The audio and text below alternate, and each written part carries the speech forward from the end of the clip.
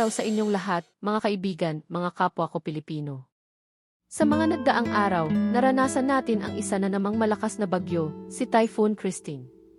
Marami sa atin ang naapektuhan, nawalan ng bahay, kabuhayan, at ilan pa sa atin ay nawalan ng mahal sa buhay.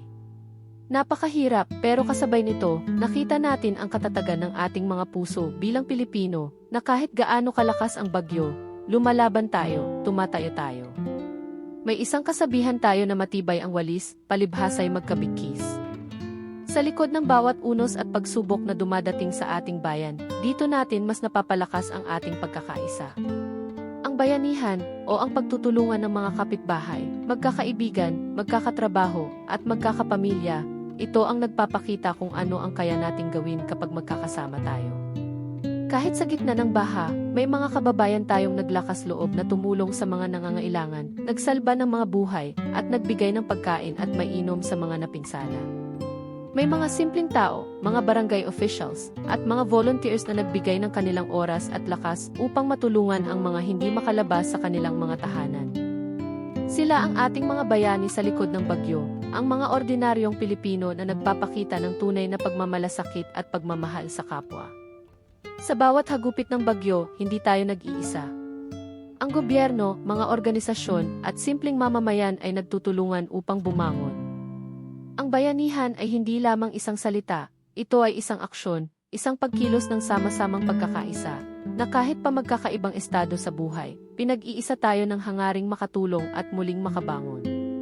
Kaya nga nais kong iwan sa inyong lahat ang isang paalala. Sa tuwing dumadating ang ganitong mga pagsubok, tandaan natin na hindi lang tayo ang gumagawa ng paraan para sa sarili nating kaligtasan. Ang buong sambayanan ay nandito upang tumulong. Hindi tayo nag-iisa. May mga taong handang mag-alay ng kanilang lakas para sa ikabubuti ng lahat. Bilang pagtatapos, mga kaibigan, napakahalaga na palakasin natin ang ating pananampalataya, hindi lamang sa Diyos, kundi pati na rin sa isa't isa. Sa bawat unos na dumadaan, huwag tayong mawala ng pag-asa. Matutong tumingin sa paligid at makakita ng liwanag sa mga taong handang magbigay ng kanilang tulong at suporta. Ang mga bagyo ay dumadaan, ngunit ang ating bayanihan at pagkakaisa bilang Pilipino ay mananatili. Maraming salamat at patuloy tayong maging matatag. Narito ang isang panalangin para sa ating bayan, sa gitna ng pagsubok ng bagyong si Christine.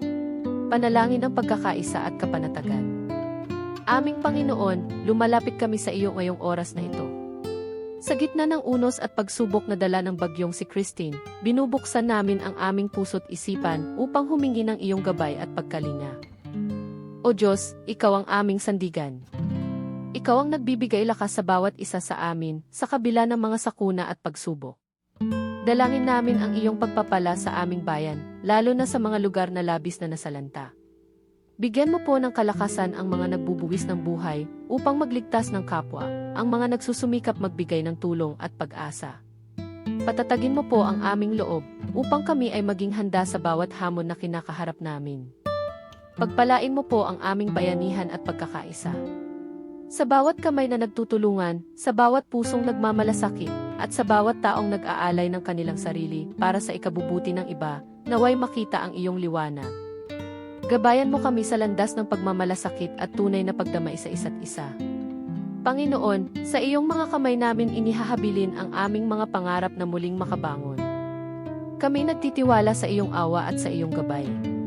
Naway matapos ang bagyo, manatili ang diwa ng pagtutulungan sa bawat isa sa amin, na patuloy naming alalahanin ang aming kapwa, hindi lamang sa oras ng pagsubok, kundi sa araw-araw ng aming buhay.